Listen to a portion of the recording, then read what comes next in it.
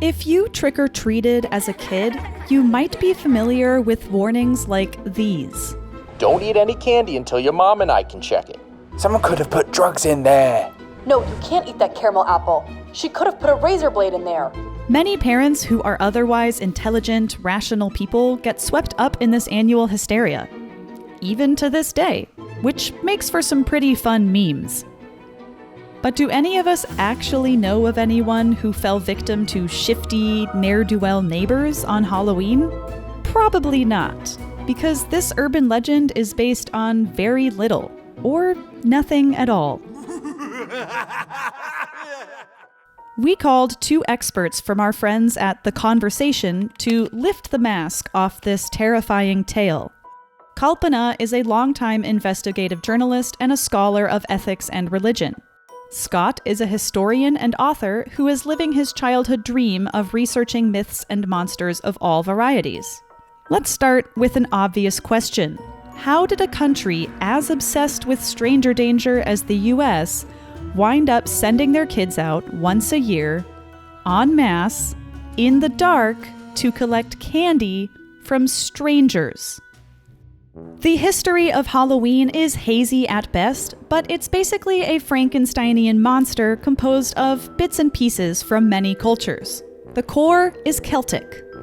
The Celts had a feast called Samhain, which marked the end of summer. It was a celebration of harvest, but it was also a time to remember the dead, contemplate about death. Other cultures contributed various limbs. The rough predecessor of the Halloween we know today came alive by the 19th century. Waves of Irish and Scottish immigrants brought this cultural hodgepodge to the US in the 19th century. Quick side note, the origins of trick or treat are unknown, but it does provide a useful way to understand the development of contemporary Halloween. At first, the focus was on the trick part. In the late 19th and early 20th centuries, adolescents pulled truly classic pranks like setting random fires, slashing car tires, tipping over outhouses, and somehow getting livestock on top of barns. In Kentucky in 1879, 200 boys tied a stuffed human to some train tracks, then howled with laughter when the panicked conductor stopped the locomotive just in time. The large number of young men who often come from immigrant backgrounds, they really did find in Halloween a way to express what I think we have to call class conflict. Reprieve came with World War II, when the whole country scaled back festivities in favor of rationing to support the troops. But after that, Halloween came roaring back, and this time, the treat part took center stage.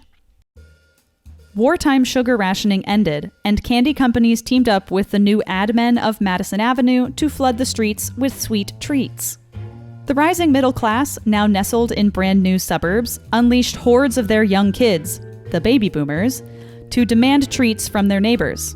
By the 1950s, particularly in kind of white middle class culture, there was a feeling that Halloween had become a normalized American holiday. Unfortunately, this lighthearted fun didn't last very long. By the time the oldest baby boomers reached their teens and 20s, Halloween had earned a far more sinister reputation. If we did want to pick a patient zero moment for this particular panic, it would be the October 28th, 1970 op-ed in the New York Times about Halloween. It's not referring to any particular incidents. The op-ed simply states that, for example, could horror rather than happiness be waiting for your child in their bag of Halloween candy? Could what you think is sugar sprinkled on the cookies actually be poisonous lye? Could that apple contain a straight razor?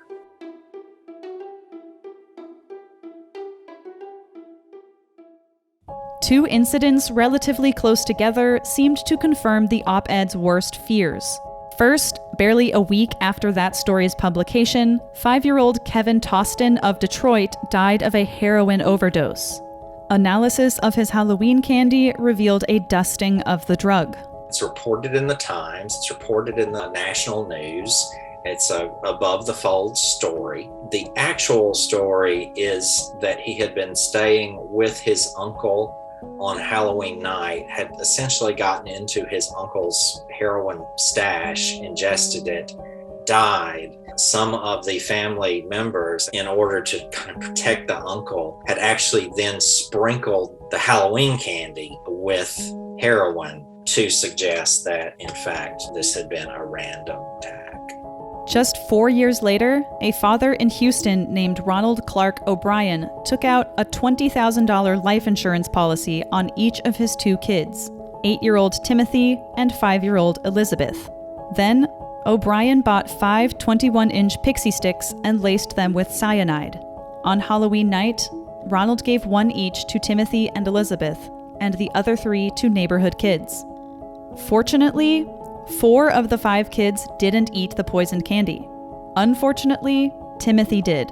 Less than an hour later, he died.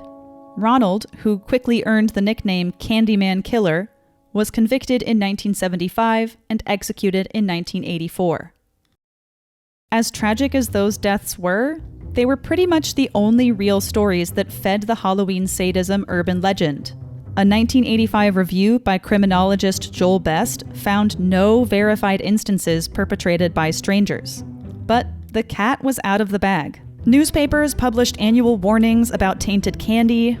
Certain towns and neighborhoods sought to limit festivities or scrap them altogether. Local news stations broadcast unverified tales of tampered treats. And some hospitals even offered to X-ray candy for free. In short, an urban legend was born.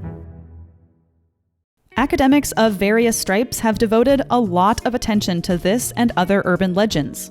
They found that certain contexts can make societies vulnerable to these panic responses. Instead of focusing on big, complex issues, if you can find a small issue that seems to represent a larger moral problem, then there's a likelihood of various forces in society latching on to that. Every single historical context has had its own monster.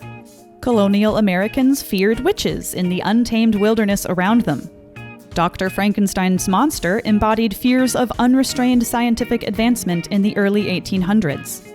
Scott wrote about these and more in his book Monsters in America. His favorite? In the 19th century, everyone is completely obsessed with sea monsters. This was also the era of maritime commerce. It was an era of the rationalization of the scientific community. And so there was a lot of interest in the possibility of this undiscovered kind of life that was out there on what was one of the new American frontiers. So if all these monsters are just different iterations of societal fears, what made the 1970s so ripe for Halloween-focused stranger danger? The 70s were just such a time of social change. There was fear. To name just a few destabilizing events from around that time, the constant threat of nuclear war, the JFK assassination, the Malcolm X, Martin Luther King Jr., and Robert Kennedy assassinations, global protests in 1968, the Manson family murders, an oil crisis, the Kent State massacre, the war in Vietnam, revelation of war crimes, more protests, the Pentagon Papers, the Jonestown cult, defeat in Vietnam, Watergate, and, of course, all your favorite true crime stars. I mean, serial killers. And so there's no one single cause, but all of these things form the atmosphere in which these fears are being worked out through essentially a false, but a very easy to understand story. Fueling this particular story was a growing awareness of childhood physical and sexual abuse. In almost all of the moral panics that we could talk about over the last 50 years, danger to children is frequently at the center of it. We know that overwhelmingly children who suffer physical and sexual abuse, it's from within the family or a family friend. And yet the overwhelming emphasis tends to be on stranger danger, the literal strangers with candy. One survey found that the number of Americans who agree with the statement, "You can't be too careful in dealing with people," rose from 45.6% in 1966 to 54.3% in 1973.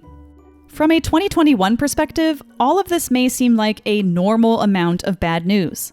But it turns out that we still fall for this old Halloween fiction, and it may be blinding us to the actual danger of Halloween. Cars.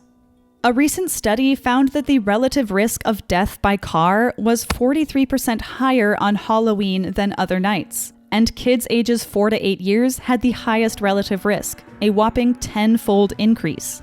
Compounding this problem is the increasing frequency of binge drinking by older revelers.